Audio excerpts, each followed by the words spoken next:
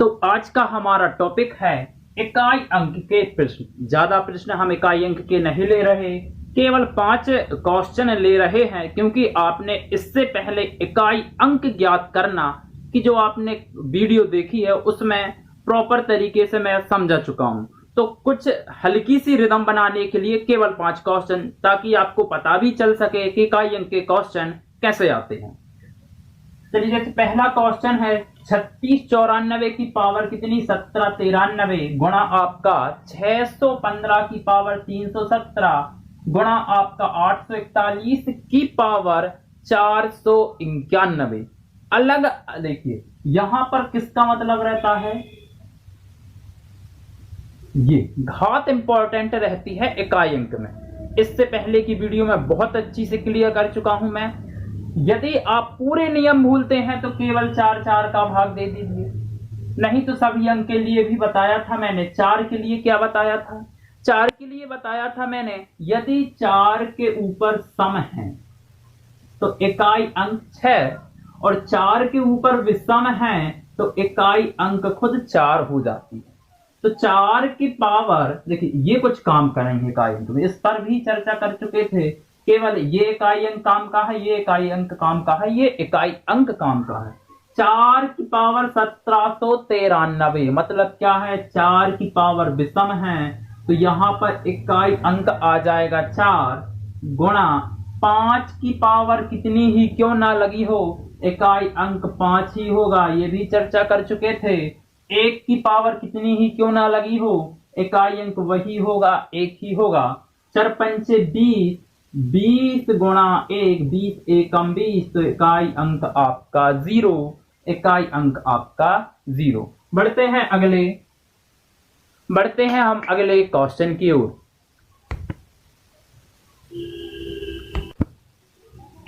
अगला क्वेश्चन है 57 की पावर 25 माइनस 1 में इकाई अंक क्या होगा। तो आपको क्या इकाई से मतलब है कि 7 की पावर 25 माइनस 1 में इकाई अंक क्या होगा।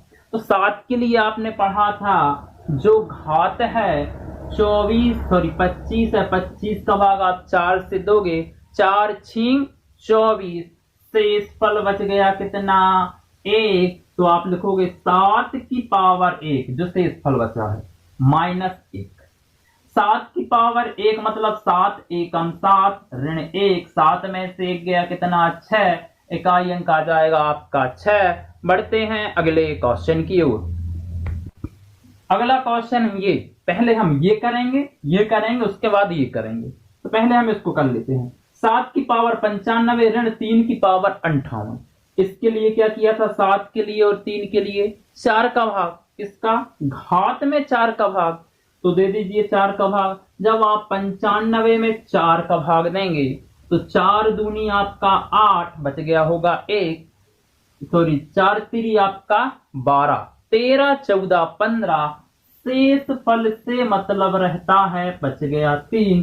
तो यहां पर लिखोगे आप 7 की पावर 3 ऋण, 7 की पावर 3 ऋण। अब देखिए 3 की पावर 58 है, तो 58 में आप 4 का भाग दे दीजिए, 4 एकम 4 बच गया 1, 4 चौका 16, 17 18, शेष फल से मतलब है शेष फल बचा 2, तो यहां पर लिखोगे 3 की पावर 2, जो शेष फल बचा है वही घात के। 7 की पावर 3 कितना होता है, 7 का घन कितना होता है, 7 का घन 7 की पावर 3, 7 का क्यूब होता है 343, ऋण आपका 3 का स्क्वायर, 3 त्रिका आपका क्लियर, 3 त्रिका आपका 9।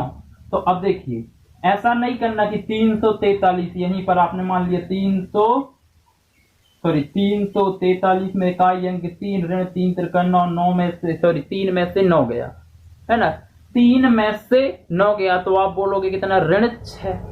चूंकि इकाई अंक कभी ऋण 6 हो ही नहीं सकता, ये कोई संख्या लिखी है, जैसे मैं लिख दूं आपकी 15 61 415, क्या इकाई में कभी ऋणात्मक संख्या होगी, नहीं होगी। इसलिए 7 की पावर 3, 7 की पावर कितना 343, ऋण आपका 3 त्रिका आपका 9, तो आप क्या कर, 3 के माने क्या लेते हो 13, 13 में से 9 गया आपका कितना 4, तो इस स्थिति में इकाई अंक क्या आ जाएगा 4।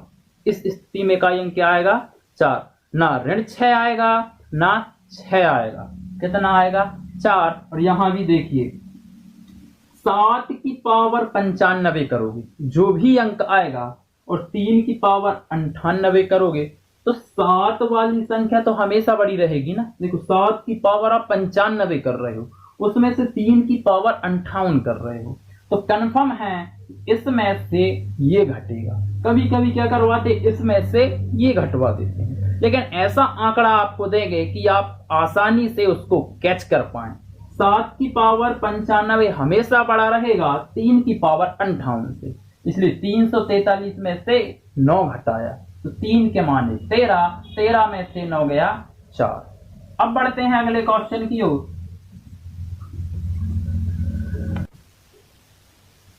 अगला क्वेश्चन है आपका फैक्टोरियल 28, या तो ऐसा लिखा आता है या कहीं कहीं आपको ऐसा लिखा आएगा। फैक्टोरियल 28 में इकाई अंक क्या होगा। इसका मतलब ये रहता है फैक्टोरियल 28 का कि 28 गुणा आपका 27 गुणा आपका 26, कहां तक करते जाओ 1 तक करते जाओ। या कई लोग ऐसे भी कहते हैं कि सर 1 गुणा 2 कहां तक करते जाओ 28 तक। बात वही है, 1 गुणा 2 गुणा 3 कहां तक करना है 28 तक। अब ये बोल रहे हैं यदि इस प्रकार गुणा कर दिया जाए तो इकाई अंक क्या होगा। तो आप क्या करिए, देखिए 1 2, यहां क्या रहा होगा 3, यहां क्या रहा होगा 4 और यहां क्या रहा होगा 5, गुणा 6 गुणा 7 28 तक रहा होगा। लेकिन इतने की हमको आवश्यकता ही नहीं, जैसे आप 4 गुणा 5 पे आए, 4 पंचे आपका 20, इकाई अंक आ गया 6। अब यहां पर गुणा करते जाओगे, यहां से इकाई आओगे गुणा करोगे, फिर से इकाई अंक 0 आ जाएगा, 0 0 0 आ जाएगा, तो इकाई अंक क्या है आपका 0। जैसे ही 0 आ गया, 0 में आप कितना के का भी गुणा कर दो, इकाई अंक हमेशा 0 रहेगा।